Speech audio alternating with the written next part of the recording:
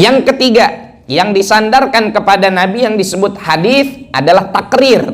Apa itu takrir? Ketetapan Rasulullah Shallallahu Alaihi Wasallam terhadap satu perkara. Loh, apa bedanya dengan ucapan? Ya, umumnya yang takrir ini sifatnya tanpa Rasulullah mengeluarkan kata-kata, tapi di situ terdapat ketetapan baginda Nabi. Karena kita punya kaidah, ya, kita punya kaidah dalam Ahlus Sunnah wal Jamaah, ya, baik itu Asy'ari, Maturidi ataupun fikih yang 4, kita punya kaidah bahwa kalau Rasulullah Shallallahu Alaihi Wasallam diem atau meninggalkan sesuatu, itu merupakan ketetapan bahwasanya sesuatu tersebut diperbolehkan. Ya, sekali lagi, kalau Rasulullah Shallallahu Alaihi Wasallam diem terhadap sesuatu atau meninggalkannya tanpa ngelarang, ninggalin tanpa ngelarang, maka al aslu fihi al ibahah.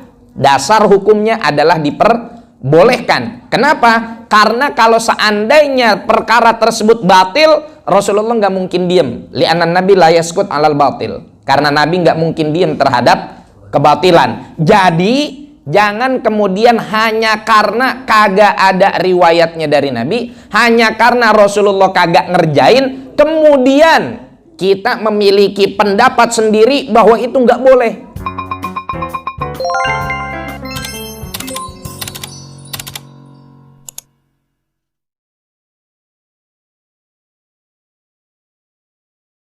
Assalamualaikum warahmatullahi wabarakatuh. Alhamdulillah, wassalatu wassalamu ala sayyidina maulana rasulillah wa ala alihi wa ashabihi wa man tabi'ahu wa nasarahu wa walah, amma ba'dah. Fanawaina ta'alluma wa ta'lima wa tadhakkura wa tadhkira wa naf'a wal intifa' wal ifadah wal istifadah wal hatha ala tamassuki bi kitabillah wa sunnati rasulihi sallallahu alaihi wa alihi wa sahbihi wasallam wa du'a ilal huda wa dalalah alal khair ibtigha'a mardatillahi wa qurbihi wa thawabih. Subhanaka la ilma lana illa ma 'allamtana innaka antal alimul hakim wa la haula wa la quwata illa billahil aliyyil azim. Allahumma inna na'udzubika min ilmin la yanfa', qalbin la yakhsha, wa nafsin la tashba', wa 'ainin la tadma', wa amalin la turfa', wa min du'ain la yustajabu laha birahmatika ya arhamar rahimin. Allahumma inna nas'alukal ilma ladunni wal mashrabal safi al hani ya wahabu ya ghani. Hadratul mukarram Ustadzuna al-fadil, guru kita Ki Haji Ma'mun Adung, mata'anallahu bituli hayatih wa nafa'ana bih. Juga yang saya muliakan seluruh DKM Masjid Al-Barakah, para jamaah sekalian yang mudah-mudahan kita semua senantiasa dalam naungan kasih sayang dari Allah Subhanahu wa taala, dan mudah-mudahan kita semua senantiasa menjadi hamba-hamba Allah yang istiqomah di dalam melaksanakan setiap perintahnya dan menjauhi segala larangannya. Jamaah sekalian yang dimuliakan oleh Allah, terkait materi hadis, mungkin sebelum nanti kita akan bawakan hadis-hadis pilihan, maka mungkin kita perlu terlebih dahulu sedikit berbicara sebagai prolog atau muqaddimah, ya, tentang apa sih itu hadis. Ya, kita sering mendengarkan Al-Quran dan hadis seperti tadi yang disampaikan oleh Bapak Haji Khaidir, sehingga kita sebetulnya perlu tahu apa itu yang disebut sebagai hadis. Selama ini kalau disebut hadis, maka yang terbersit di benak kita adalah apa yang diucapkan oleh Rasulullah Shallallahu Alaihi Wasallam. Ya, dan ini harus benar-benar kita fokuskan ya Pak ya. Jadi materi pagi ini biar lebih fokus, karena kalau fokus ntar ditanya insya Allah bisa jawab. Kalau bisa jawab pulang bawa minyak goreng. Kalau pulang bawa minyak goreng, insya Allah senyum istrinya dan nggak menampakkan wajah nu goreng. Lamun pulang terbawa minyak goreng, pamajikan anak goreng. Ya. Jadi jamaah sekalian yang dimuliakan oleh Allah Subhanahu wa taala, hadis itu adalah ma'udhifa ilan nabi sallallahu alaihi wa alihi wasallam min qaulin au fi'lin au takririn au sifatin khalqiyatin kanat au khuluqiyah. Yang namanya hadis itu sebetulnya banyak definisi para ulama, tapi umumnya ya, para ulama ketika mendefinisikan hadis maka mereka mengatakan hadis itu adalah segala sesuatu yang dinisbahkan atau yang disandarkan atau yang disematkan kepada baginda Nabi Muhammad sallallahu alaihi wasallam, baik itu sifatnya adalah ucapan ataupun perbuatan ataupun ketetapan ataupun sifat, baik sifatnya itu adalah bentuk fisik atau sifatnya itu adalah sifat non fisik seperti perilaku. Maksudnya gimana ya? Ketika kita misalkan mendengarkan satu hadis disampaikan oleh para asatid, mereka misalkan bilang qala Rasulullah sallallahu alaihi wasallam man kharaja fi talabil ilmi fahuwa fi sabilillahi hatta yarji'a. Barang siapa yang keluar untuk ngaji, menuntut ilmu, maka dia berada pada jalan Allah sampai dia pulang. Ya. Nah, ini bentuknya adalah ucapan Rasulullah Shallallahu Alaihi Wasallam dengan lisannya yang suci mengucapkan itu, ya, mengucapkan kalimat-kalimat tersebut, redaksi tersebut, rangkaian huruf tersebut, sehingga karena ini terlontar dari lisan Nabi Muhammad Shallallahu Alaihi Wasallam, maka ini disebut sebagai hadis. Tapi istilahnya hadis qauli, ya, karena Rasulullah mengucapkan. Kemudian juga ada yang sifatnya fi'li, Rasulullah nggak ngomong, tapi Rasulullah berbuat. Hanya saja kemudian dilihat oleh para sahabat, sehingga kemudian rangkaian kalimat atau rangkaian kata yang sampai ke telinga kita itu sebetulnya adalah susunan redaksinya, susunan kalimatnya adalah ucapan para sahabat yang melihat perbuatan Rasulullah Sallallahu Alaihi Wasallam. Contoh, karena Rasulullah Sallallahu Alaihi Wasallam yazuru Qubba masyian aw raqiban. Ya, Sayyidina Anas bin Malik radhiyallahu taala anhu meriwayatkan bahwa Rasulullah Sallallahu Alaihi Wasallam itu senang ziarah ke Kuba, baik dalam keadaan jalan kaki ataupun dalam keadaan naik kendaraan. Rasulullah nggak ngomong apa-apa di situ. Rasulullah nggak bilang ini zurtu Kuba, ya, atau ini uhibbu ziyarata Kuba, nggak bilang gitu. Tapi apa yang disaksikan oleh Sayyidina Anas bin Malik radhiyallahu taala anhu, ya, itu kemudian dinisbahkan kepada baginda Nabi Muhammad sallallahu alaihi wasallam. Makanya biasanya umumnya hadis-hadis yang sifatnya fi'li, perbuatan Nabi, umumnya, ya, atau seringnya itu para sahabat memulainya dengan kata-kata ra'aitu. Ya, misalkan ra'aitu Rasulullah sallallahu alaihi wasallam gini, atau didahului dengan lafaz kana, ya, tapi nggak pakai yakulu. Kalau yakulu itu kan mengucapkan seperti tadi, kana Rasulullah sallallahu alaihi wasallam, Rasulullah itu aktivitasnya diantaranya apa? Oh, ziarah ke Kuba, ya. Maka dari itu ini juga termasuk hadis, meskipun Rasulullah nggak ngucapin, ya. Sama kayak hadis yang sering kita dengar di akhir bulan suci Ramadan. Sayyidatina Aisyah meriwayatkan, karena Rasulullah sallallahu alaihi wasallam, Rasulullah itu ada kalau sudah idza dakhala alaihil asyrul awakhir, kalau sudah masuk ke 10 hari terakhir di bulan suci Ramadan, syadda mi'zarah, ngencengin tali pinggangnya, ngencengin sarungnya, ya, wa aiqadha ahlah, dan ngebangunin keluarganya buat ibadah. Ini kan Rasulullah nggak ngomong apa-apa, tapi ketika Rasulullah melakukan sebuah aktivitas, kemudian aktivitas itu direkam oleh para sahabat, lalu sahabat ataupun ahlul bait Rasulullah sallallahu alaihi wasallam mereka menyampaikan kepada yang lain tentang aktivitas Rasulullah, ini pun disebut sebagai hadis. Jadi hadis bukan cuma yang diomongin sama Nabi, ya, yang dilakukan oleh Rasulullah juga hadis. Oke, itu yang kedua. Catat Pak, minyak goreng nih.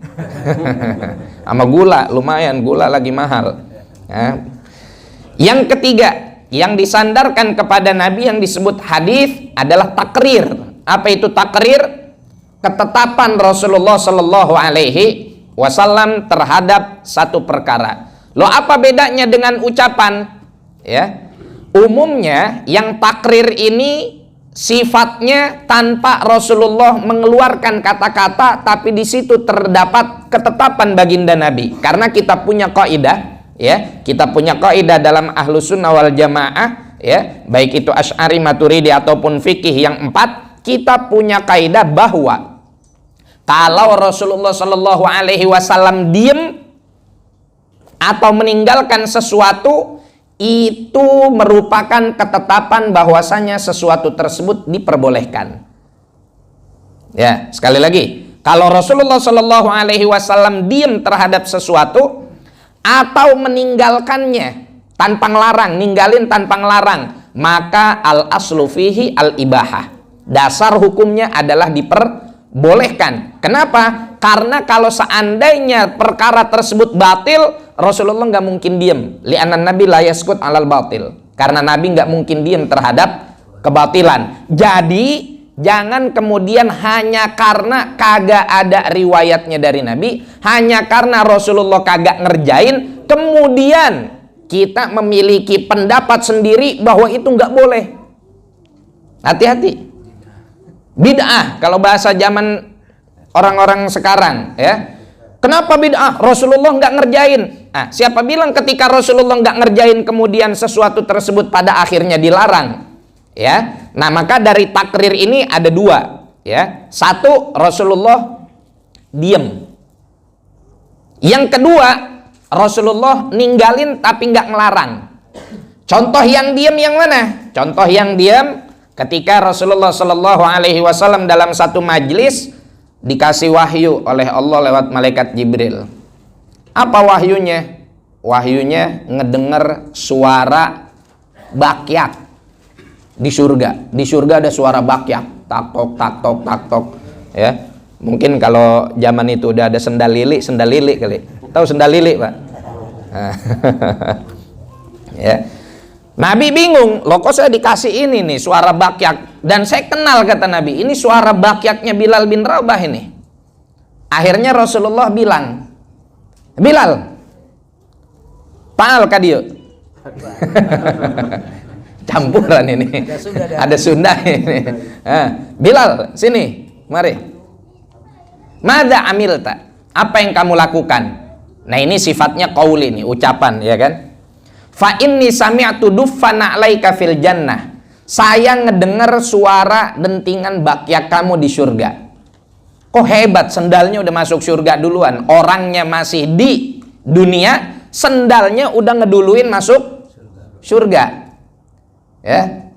Kalau kitanya masih di masjid, sendalnya udah di rumah tetangga. Dibawa kabur. Gara-gara ke masjid pakai sendal yang keren. Pas pulang dari masjid ngeliat sendalnya hilang, nggak taunya dibawa sama tetangga. Ya, orangnya masih di masjid, sendalnya udah nyampe mana tahu. Ya, tapi masih mending, alhamdulillah, namanya kita masih itikaf di masjid, masih ada di masjid. Ini apa yang kamu kerjakan? Kok bisa sendal kamu udah masuk surga duluan? Ini bisyarah sebetulnya buat Sayyidina Bilal bin Rabah. Ya. Akhirnya apa kata Sayyidina Bilal? Apa ya? Saya nggak ada amalan apa-apa ya Nabi, kecuali saya punya satu yang saya dawamin. Apa itu? Setiap kali saya selesai wudhu, saya sholat sunnah wudhu 2 rakaat. Itu Sayyidina Bilal ngerjain inisiatif, Pak, nggak pakai diajarin sama Nabi, nggak pakai diduluin sama Nabi. Sayyidina Bilal nggak pernah ngelihat Rasulullah Shallallahu Alaihi Wasallam abis wudhu ngelaksanain 2 rakaat, enggak. Ini murni inisiatif dari Sayyidina Bilal. Makanya ini masuk ke dalam bab fikih, sebetulnya istilahnya yang disebut dengan sholat sunnah mutlaqoh. Ya, sholat sunnah mutlaqoh. Sholat sunnah mutlaqoh itu banyak, Pak. Bapak sholat sunnah mutlaqoh itu dengan apa namanya? Seperti abis wudu, Bapak sholat sunnah 2 rakaat. Pulang dagang, nyampe di rumah, sholat sunnah 2 rakaat mutlaqoh. Boleh, boleh. Nabi nyontoin. Apa Nabi pernah pulang dagang dari Syam kemudian sholat sunnah 2 rakaat? Cari riwayatnya. Ya, kalau mau main ngomong bid'ahan hanya karena nggak pernah dicontohin nama Nabi, itu Sahih Bukhari yang juga dipakai sama orang yang suka ngebid'ahin. Itu Imam Bukhari pernah melakukan sesuatu yang nggak pernah dilakukan sama baginda Nabi. Apa? Rasulullah kagak pernah nyatet sesuatu ilmu setelah nyatet atau sebelum nyatet Rasulullah sholat 2 rakaat. Cari riwayatnya sampai budeg sarewan nggak ketemu. Ya. Tapi Sayyidina Imam Bukhari, Muhammad bin Ismail al-Bukhari, apa yang beliau lakukan? Setiap kali beliau ingin menuliskan hadis di dalam kitab sahihnya, nggak pernah beliau tuliskan kecuali beliau sholat sunnah dulu 2 rakaat. Dan hadisnya ada sekitar 6.000 hadis lebih. Berarti kalau satu hadis 2 rakaat, 6.000 hadis berapa belas ribu rakaat? Anggap bulat 6.000, berarti 12.000 rakaat. Siapa di sini udah sholat sunnah 12.000 rakaat? Taraweh aja home pimpa 28 ya, akhirnya yang menang yang 8 yang menang yang 8. Kenapa yang menang 8? Oh, di kita enak cepet pulangnya. La ilaha illallah. Nah, ini Sayyidina Imam Bukhari ngerjain itu, apakah ada riwayatnya dari Nabi Shallallahu Alaihi Wasallam? Nggak ada. Ya, artinya segala sesuatu ini kalau kita bahas dalam bab fikihnya lain lagi. Tapi intinya ketika Sayyidina Bilal bin Rabah radhiyallahu taala anhu melakukan sebuah inisiatif amal ibadah, apakah kemudian Rasulullah melarang? Rasulullah membiarkan. Ya, Rasulullah Shallallahu Alaihi Wasallam membiarkan, padahal itu adalah sesuatu yang murni inisiatif Sayyidina Bilal bin Rabah. Maka ini disebut sebagai takrir, ketetapan dari baginda Nabi, karena Nabi nggak ngelarang. Kalau seandainya itu adalah perbuatan bid'ah, kalau seandainya itu adalah karang-karangan, oh Bilal kamu ngarang-ngarang ibadah, saya kagak pernah nyontoin kamu, kok kamu berbuat sesuatu ngarang-ngarang kayak begitu, nabinya saya apa kamu? Nah, nggak ada tuh kalimat itu dari baginda Nabi Shallallahu Alaihi Wasallam, sehingga ini disebut sebagai sebuah ketetapan. Karena kalau itu batil, kalau itu merupakan sebuah kemungkaran, Rasulullah pasti ngelarang. Ya, contoh kemungkaran yang nyata yang kemudian kalau ini sih memang pelarangannya atau tegurannya langsung dari Allah Subhanahu wa taala. Sekarang saya tanya, ya, ngebangun masjid dicontohin nggak Nabi? Bangun masjid dicontohin, ya kan? Rasulullah waktu hijrah ke Madinah, apa yang pertama kali dibangun? Masjid. Tapi ketika masjid tersebut dibangun atas dasar yang enggak baik, tujuannya adalah untuk persaingan, tujuannya adalah untuk mata-matain umat Nabi Muhammad, tujuannya adalah untuk mempersiapkan diri untuk memerangi Nabi Muhammad, apakah kemudian masjid tersebut direstui oleh Allah? Enggak.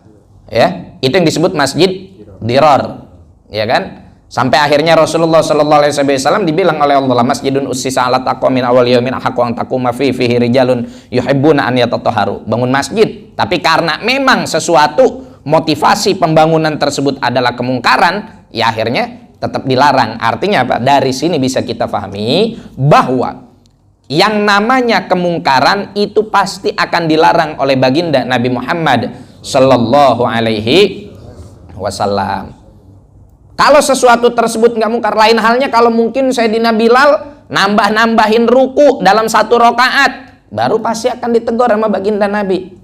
Toh nggak ada yang ditambahin ruku. Sayyidina Bilal dengan kefakihannya, dengan pemahamannya terhadap agama, ya, apa yang beliau lakukan sesuai dengan apa yang sebelumnya telah dicontohkan oleh baginda Nabi. Makanya Rasulullah Shallallahu Alaihi Wasallam itu cuma ngasih contoh umumnya, sisanya kita ngeracik sesuai dengan pola yang ada, ya, sesuai dengan pola yang ada. Tukang jahit, tailor, ya kan, polanya semuanya udah ada. Mau bahannya bahan apa kek, tetap dibikin polanya seperti itu, ya. Tinggal ditambah-tambahin yang masih penambahannya dalam sesuatu yang dibenarkan oleh syariat, nggak jadi masalah, ya, nggak jadi masalah. Seperti misalkan kita tahlilan, apa yang dibaca dalam tahlilan? Subhanallah, Ya, alhamdulillah, la ilaha illallah, Allahu akbar, baca Yasin. Yang bid'ah yang bagaimana? Yang mungkaroh. Yang mungkaroh kalau dalam komposisi tahlil tersebut ada tambahan yang gak diajarin sama Nabi. Contohnya apa? La ilaha illallah Muhammadur Rasulullah hajiyatna waliyullah. Nah. Ya. Ya, kalau kita husnudzon nggak apa-apa, tapi kalau diwajibkan dengan redaksi tersebut, pokoknya yang tahlilan di Aroyan harus nambahin ujungnya hajiyatna waliyullah. Baru ini bid'ahin. Jadi itu yang ketiga. Takrir bagian pertama, Rasulullah Shallallahu Alaihi Wasallam diem. Yang bagian kedua dari takrir ini, Rasulullah meninggalkan, tapi juga nggak ngelarang.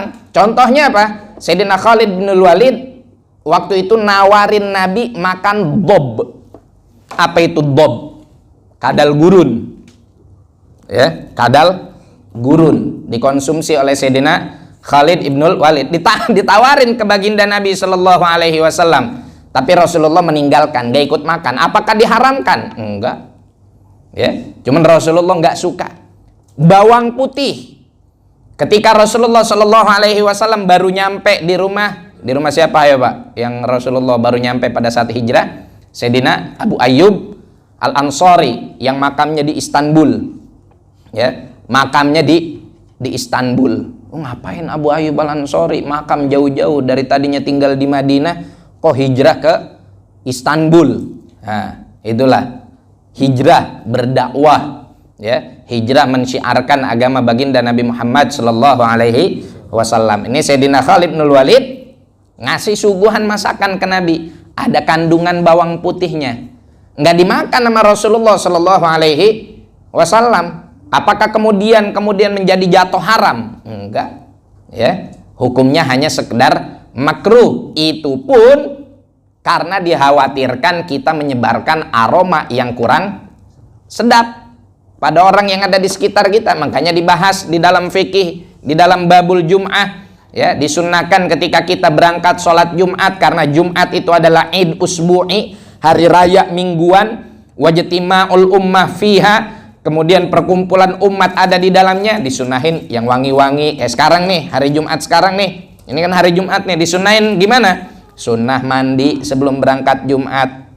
ya. Sunnah lagi pakai minyak wangi, gosok gigi, ya, supaya yang ada di sekitar kita minimal kagak nyium aroma yang nggak enak. Syukur-syukur nyium aroma yang wangi, ya. Ini kita kagak, udah berangkat ke masjid mandi kagak, wudhu juga ngasal, ya, rokok dimatiin pas di gerbang.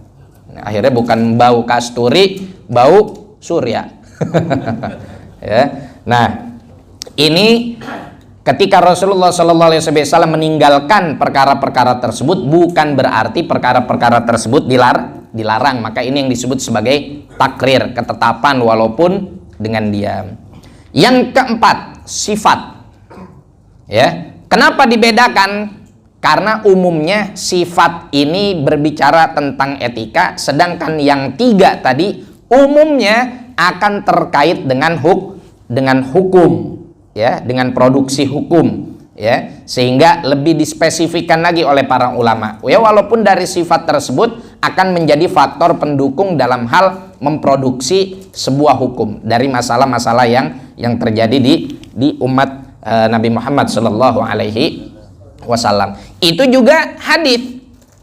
Sifat Nabi yang khalqiyah, yang bentuknya fisik, itu juga disebut hadis, ya. Biasanya ini dikaji dalam kitab yang disebut kitab Asy-Syama'il Al-Muhammadiyah, ya. Dan itu kitabnya banyak, ada yang dikarang oleh Al-Imam Tirmidzi, ada yang dikarang oleh Al-Imam Nabhani, ada yang dikarang oleh Al-Qadhi Iyad dengan kitabnya Asy-Syifa bi Ta'rif Huquqil Mustafa, dan masih banyak lagi kitab-kitab yang berbicara tentang bentuk fisik Nabi. Bagaimana bentuk matanya, bagaimana bentuk hidungnya, bagaimana bentuk pipinya, bagaimana warna kulitnya, bagaimana tekstur rambutnya, ya, bagaimana tinggi badannya. Itu semua juga disebut sebagai hadis.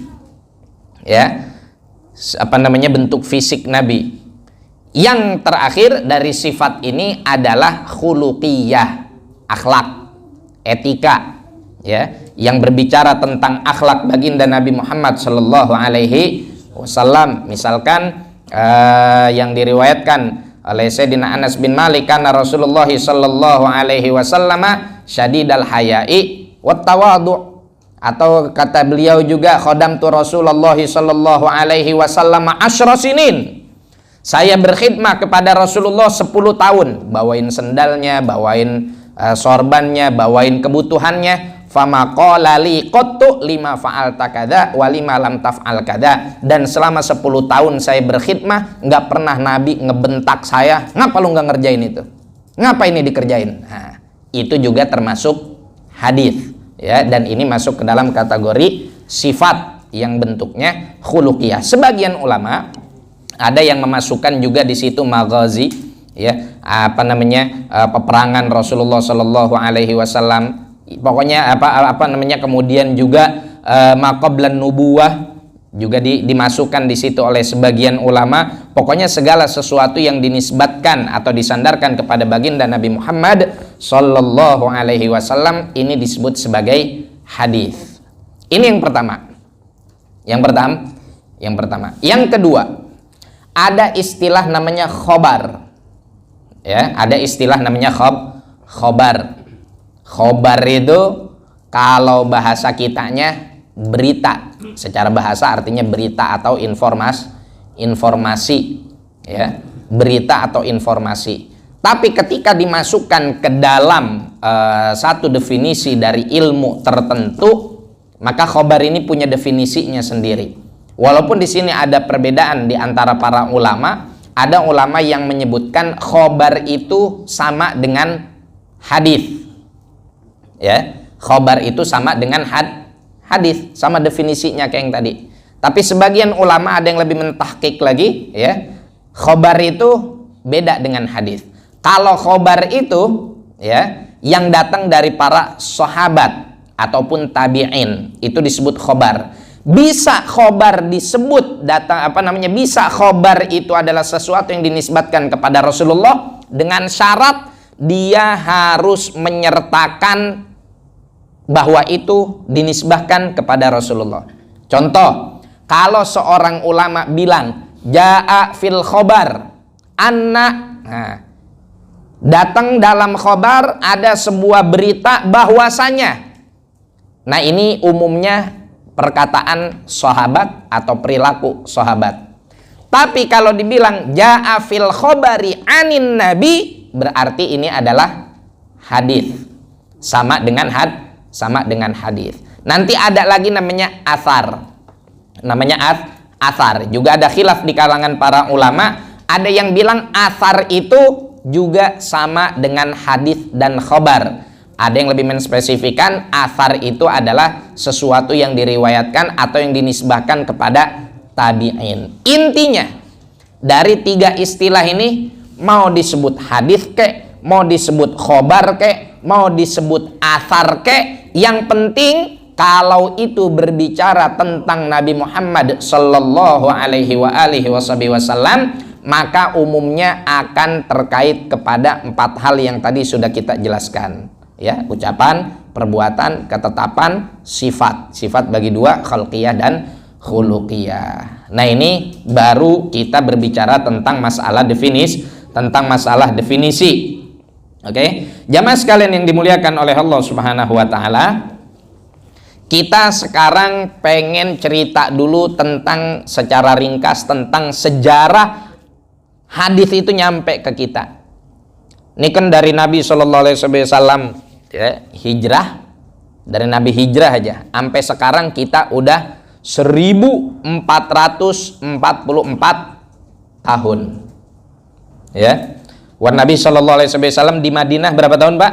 10 tahun, ya. Nabi Shallallahu Alaihi Wasallam di Madinah 10 tahun, di Mekah 13 tahun. Berarti kalau kalender hijriah itu dibuat oleh Sayyidina Umar dengan patokan tahun pertamanya adalah tahun di mana Rasulullah hijrah, berarti masih ada 13 tahun lagi yang belum kita hitung dari Rasulullah dilantik sebagai seorang Rasul. Berarti 1444 ditambah 13 berapa?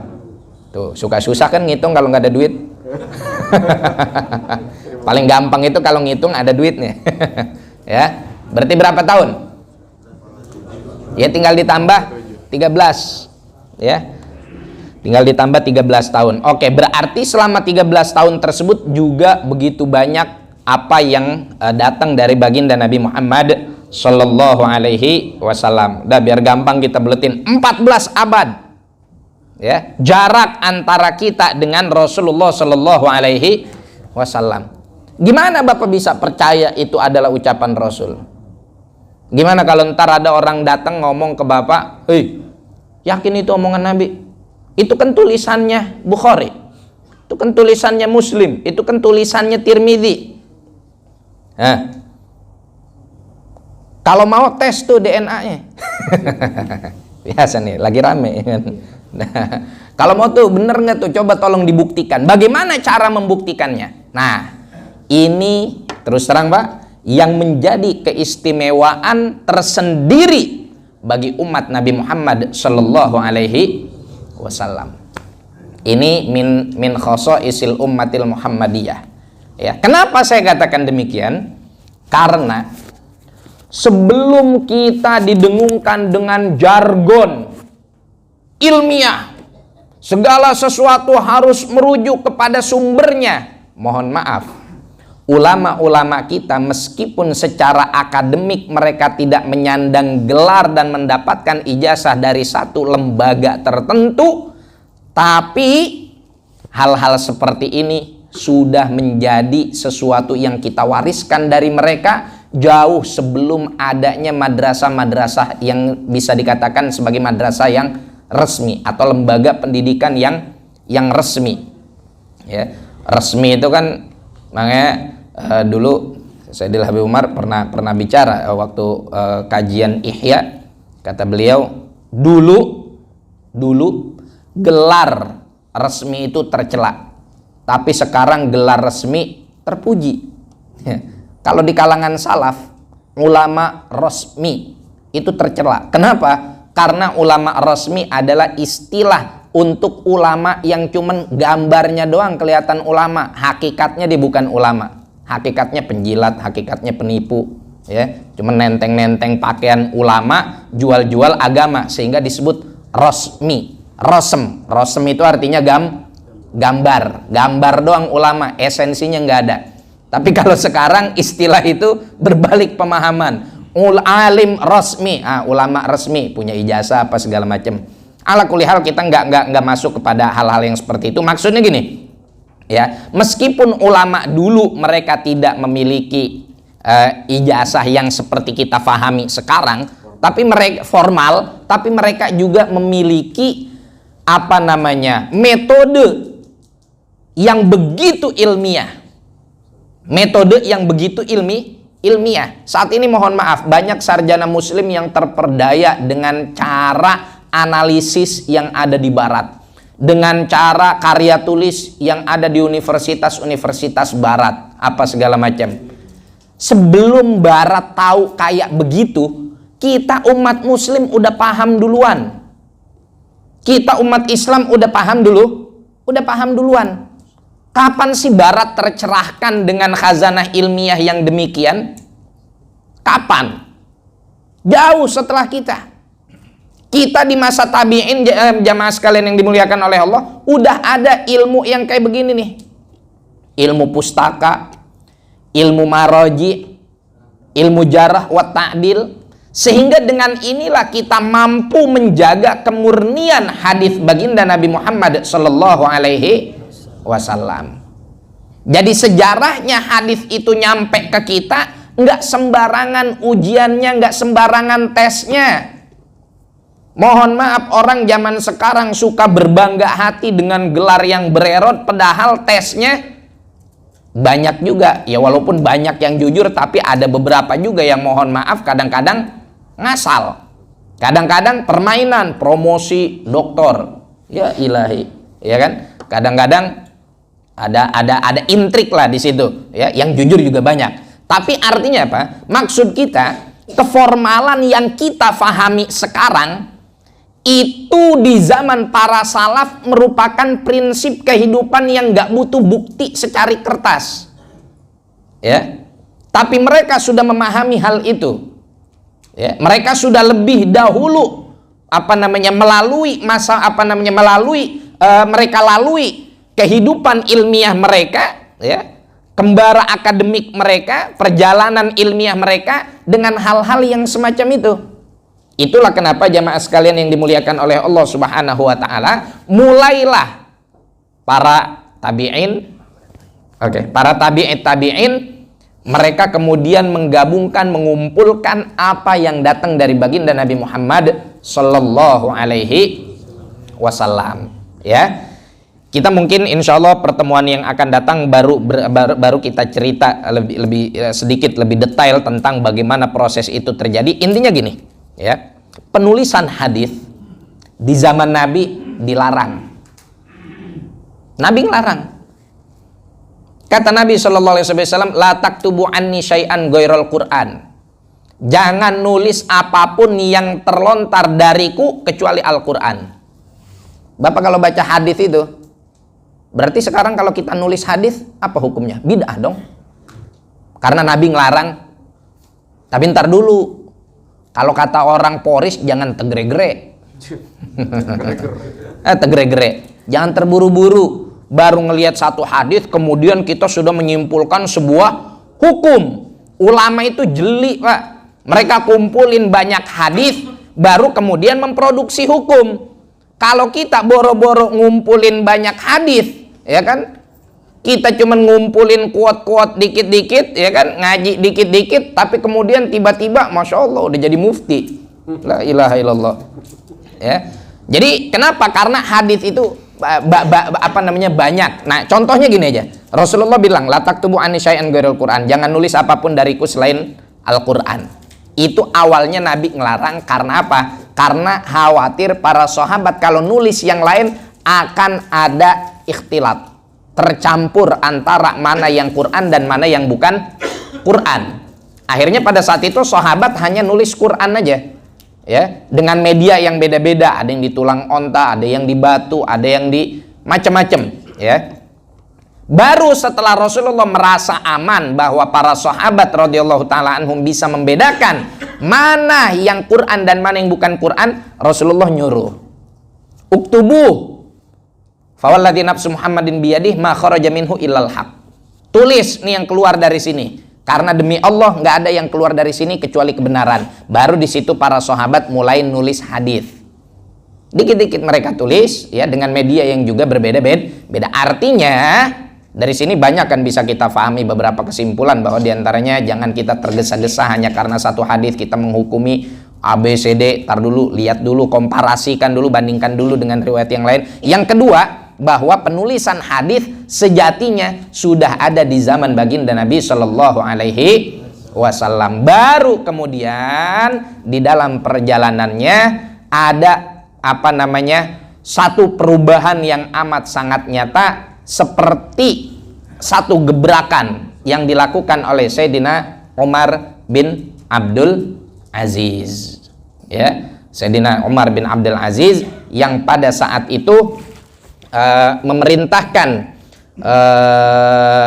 siapa ini namanya, lupa saya, untuk menuliskan hadis baginda Nabi Shallallahu Alaihi Wasallam. Redaksinya saya ingat, kata beliau, uktubu makana min hadithi Rasulillahi Shallallahu Alaihi Wasallam. Kata beliau, tulislah apa yang kamu tahu. Beliau ngirim surat ke seorang ulama. Tulislah apa yang kamu tahu tentang hadis Nabi Shallallahu Alaihi Wasallam. Fa inni khiftu durusal ilmi wa dhihabal ulama. Karena saya takut ilmu hilang seiring dengan banyaknya para ulama yang wafat. Nah, disitulah kemudian mulai ada gebrakan untuk mengarang hadis yang insya Allah dalam pertemuan yang akan datang akan lebih kita jabarkan lagi tentang hadis riwayah penulisannya dan hadis diroyah. Ini penting pengetahuan ini untuk kita ketahui apa perbedaan antara hadis riwayah dengan hadis diroyah. Ya, kalau tadi Pak Haji Haidir di dalam apa namanya MC beliau bilang apa sih itu hadis palsu apa segala macam. Nah ini nanti akan masuk ke dalam pembahasan ilmul hadis diroyah. Ya sekedar aja kita untuk apa namanya untuk tahu supaya kita punya khazanah agar kita sedikit bisa membedakan kayak gimana sih sebetulnya hadis sahih, hadis hasan, hadis dhaif, hadis palsu. Ya sedikit aja kita tahu. Ya kalau mau tahu banyak Bapak mondok tempat saya. Cuman gimana mau mondok udah pada ubanan. Jadi demikian kurang lebihnya saya mohon maaf. Wallahul muwaffiq ila aqwamit thariq. Assalamualaikum warahmatullahi wabarakatuh.